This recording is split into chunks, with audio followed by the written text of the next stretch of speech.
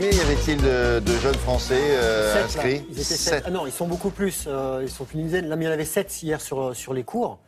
Il y a eu, alors, on va vous dire 3 victoires, 4 défaites. Voilà. Garçons et filles? Garçons et filles. On va commencer par les garçons, et notamment un garçon qu'on attendait, c'était Gilles Simon, qui lui a été battu. Il faisait 30 degrés à Flushing Meadows, il a fait chaud, il a souffert. Regardez, un petit tour, et puis s'en va pour donc le numéro 1 français, Gilles Simon, 11e mondial, qui a été sorti donc dès le premier tour par l'Américain Donald Young, qui l'avait battu pourtant 5 fois lors de leur précédente confrontation. Gilles Simon, qui avait empoché les 2 premières manches et qui menait 3-0 dans le 3e set, a perdu complètement pied face à son adversaire qui est 60e du classement. C'est lui donc en bas de l'écran. Le Niçois s'incline après 3h30 de jeu.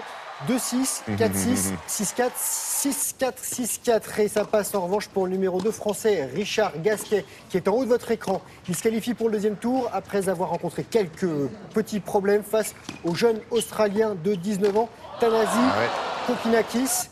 Les deux garçons étaient à égalité, 2 manches partout. Et Kokkinakis, c'est lui, il a souffert de crampes et il a abandonné au début du 5e set.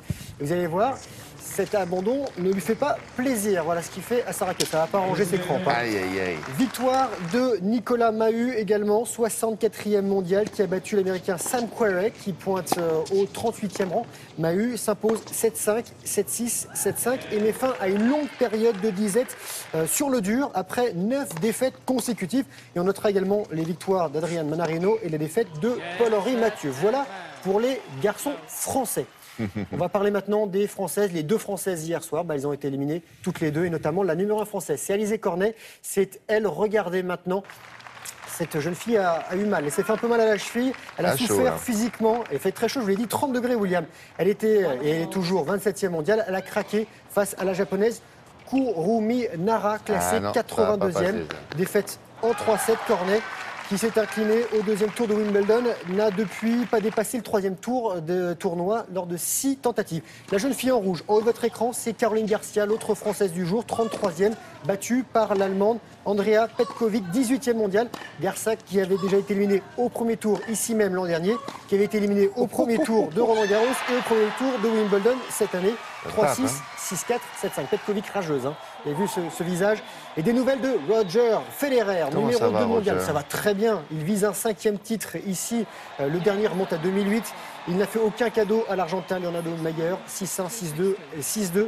Et le Suisse espère surtout mettre fin à 3 ans d'un succès en Grand Chelem. Son dernier titre remonte à Wimbledon en 2012. Voilà. Qu'est-ce qu'il lui dit? Il lui dit, au moment où il lui dit au revoir, je suis content. Alors, c'était une bonne leçon, t'étais content? T'as soif?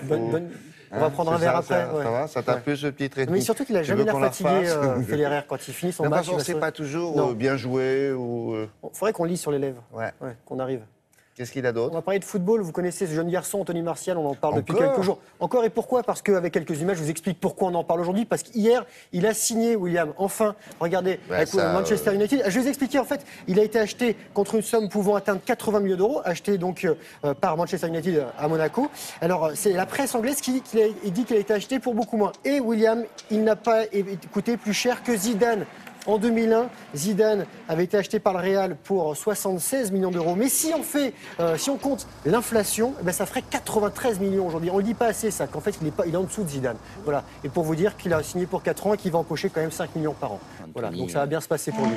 Et on va terminer par un autre type de football, William, du football freestyle, avec Gauthier Fayol, alias Gotiviti. Il a 24 ans. Il a remporté son 5e titre consécutif de champion du monde. Ça s'est passé en République tchèque. Il y avait en face de lui 300 freestylers venant de 40 pays. Le foot freestyle, c'est l'art de faire des figures avec un ballon, enchaîner jongles et acrobaties.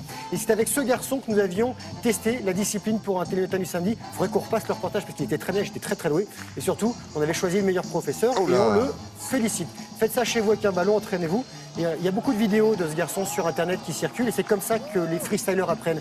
Comme c'est un sport 2.0, c'est un sport actuel, c'est-à-dire qu'il n'y a pas d'école de freestyle. Non. Voilà, on apprend sur Internet. Tout est à inventer. Ils ont plein de choses à inventer, exactement, William. Des nouvelles figures, ils en inventent plein, ce Gauthier Fayol. Ils sont drôles.